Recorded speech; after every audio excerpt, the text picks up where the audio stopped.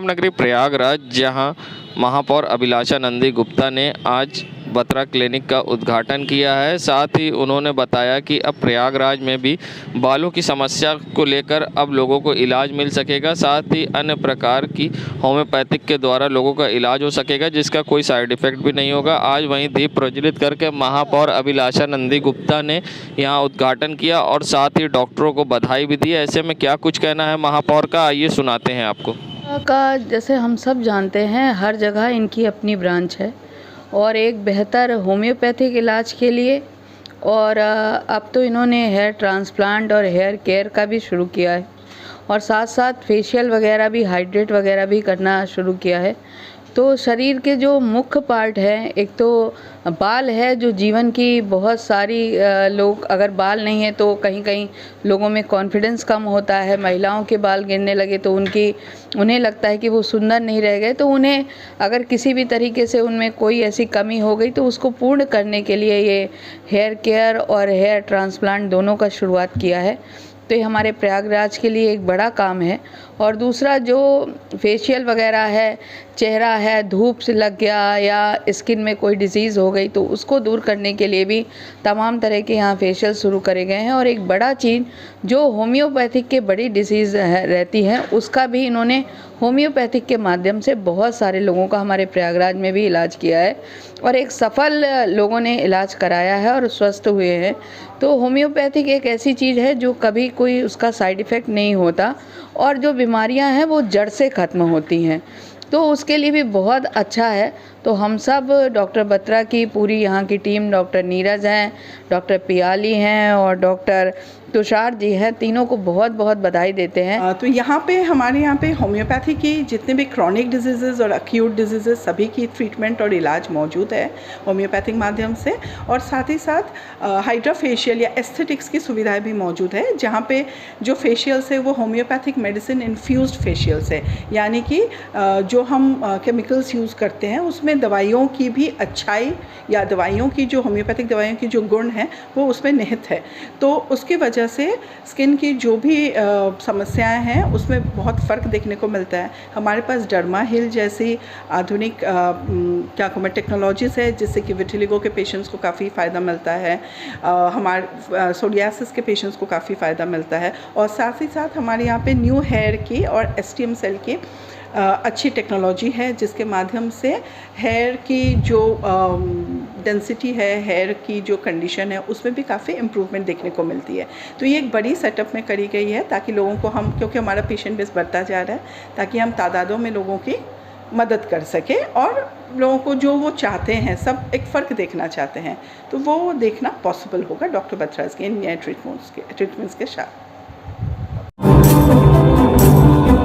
संगम नगरी प्रयागराज, दीपावली के दिन हुई मारपीट में घायल पुराना बैराना माधवपुर के रहने वाले युवक आज इलाज के दौरान मौत हो गई है। युवक की मौत के बाद घर में चीख पुकार मच गई है। रोते बिलखते परिवार न्याय के लिए गुहार की लगाई है और साथ ही मृतक की युवा की बहन ने ये आरोप लगाते हुए कहा कि सिर्फ गाड़ी हटाने को लेकर कहा सुनी हुई और दबंगों ने मेरे भाई के ऊपर जानलेवा हमला कर दिया, जिससे उसकी पेट की आंत फट गई और इलाज के दौरान उसकी मौत हो गई है। वहीं पुलिस प्रशासन से न्याय की बहन ने मदद की गुहार लगाई है और मुकदमा गंभीर धाराओं में दर्ज कर जेल भेजने की मांग की है।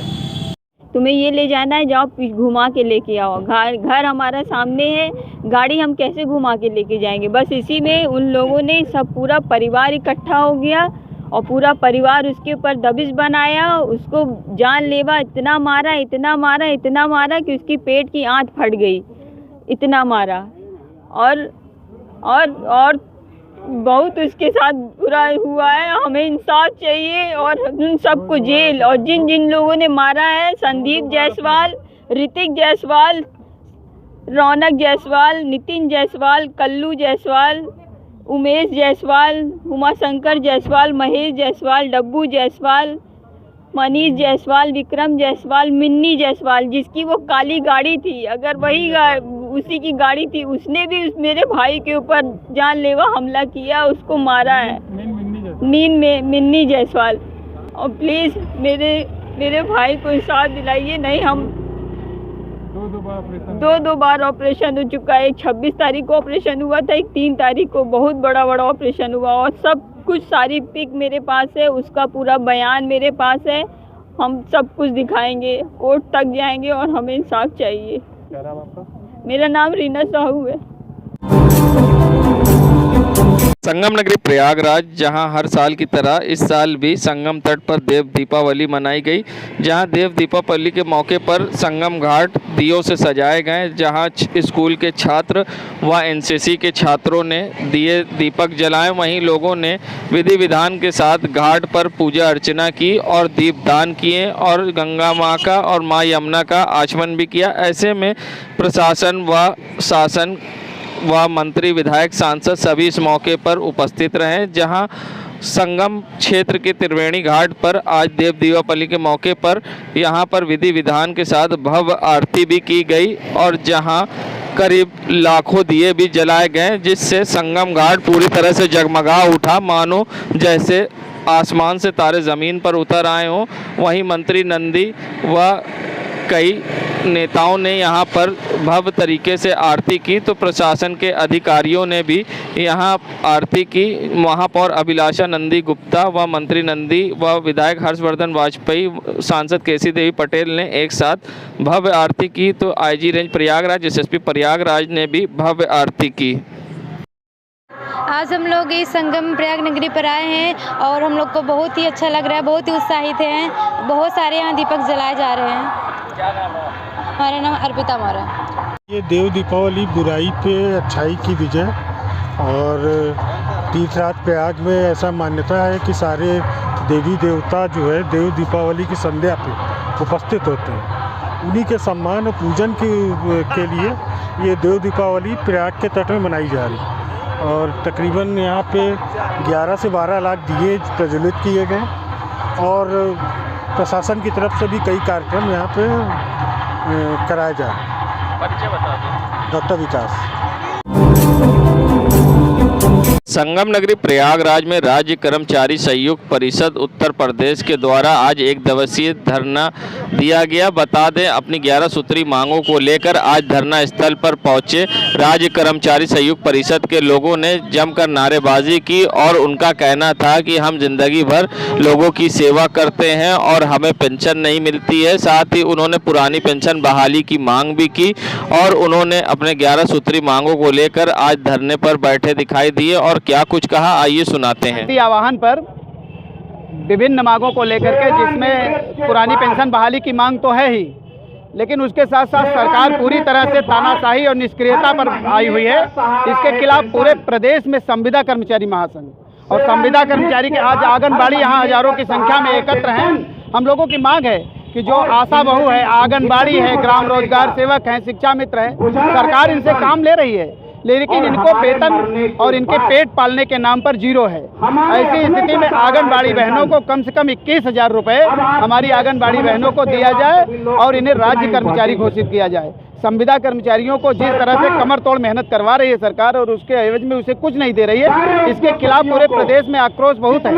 और 24 के चुनाव में हम लोगों ने तैयारी किया है कि अगर उसके पहले पुरानी पेंशन बहाल नहीं हुई और कर्मचारियों की, हमारी संविदा कर्मचारियों को राज्य कर्मचारी घोषित नहीं किया गया, तो हम लोग बेहद आंदोलन करेंगे, सरकार से ईंट बजा देंगे और तब तक आंदोलन करेंगे जब तक सरकार या तो हमारी मांगे मान नहीं लेती या हम सरकार को सरकार के पदों से हटा नहीं देते हैं। मेरा नाम श्याम सूरज पांडे, मैं उत्तर प्रदेश राज्य संविदा कर्मचारी महासंघ का प्रदेश अध्यक्ष हूँ और राज्य कर्मचारी संयुक्त परिषद का प्रदेश उपाध्यक्ष।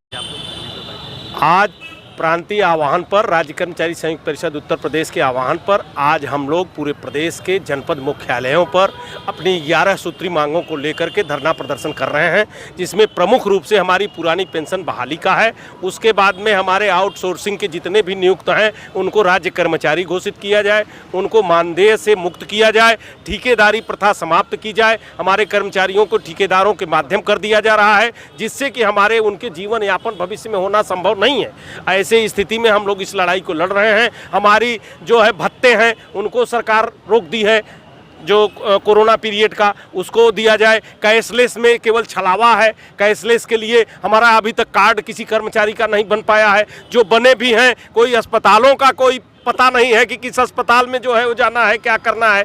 तो इस प्रकार सरकार केवल हमको एक दिवा स्वप्न दिखा रही है हमारे समाज को, कर्मचारी समाज को, और खुद एक नहीं, अगर विधायक हो गए तो पेंशन, सांसद हो गए तो पेंशन, फिर सांसद हो गए तो पेंशन, अधिक पेंशन, ये चाहे जितनी बार हो, एक दिन भी हो जाए तो भी ये पेंशन प्राप्त करेंगे। और हम 30 से 35 साल इनकी सरकारी सेवा करते हैं, जबकि ये सेवक नहीं है, ये केवल जो है हमसे चुन करके राजा बन करके चले जाते हैं। ये 5-5 पेंशन लेते हैं। हम 30 साल 35 साल जनता की सेवा करते हैं, हमको पेंशन नहीं मिलती है। आज 80,000 पेंशन वेतन पाने वाला सेवानिवृत्त होने पर मात्र 5,000, 2,000, 4,000 रुपए पेंशन पा रहा है। ऐसे स्थिति में उसके परिवार में उसका जीवन यापन करना बहुत कठिन हो गया है।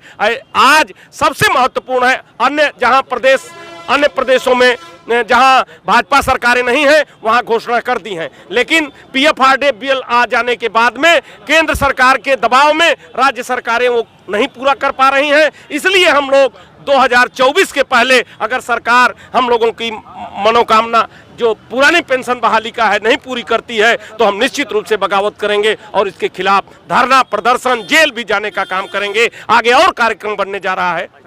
हम विनोद कुमार पांडे, महामंत्री सिंचाई संघ उत्तर प्रदेश, जिला मंत्री राज्य कर्मचारी संघ परिषद। संगम नगरी प्रयागराज में नाराज परिजनों ने किया चक्का जाम। बता दें, कार्रवाई ना होने से नाराज परिवार वालों ने बैराना में चक्का जाम कर दिया है, जहां दीपावली के दिन कार मोड़ने को लेकर विवाद हुआ था और जिसके बाद युवक की पिटाई कर दी थी और जिससे युवक 13 दिन से अस्पताल में इलाज चल रहा था, जहां आज उसकी मौत हो गई।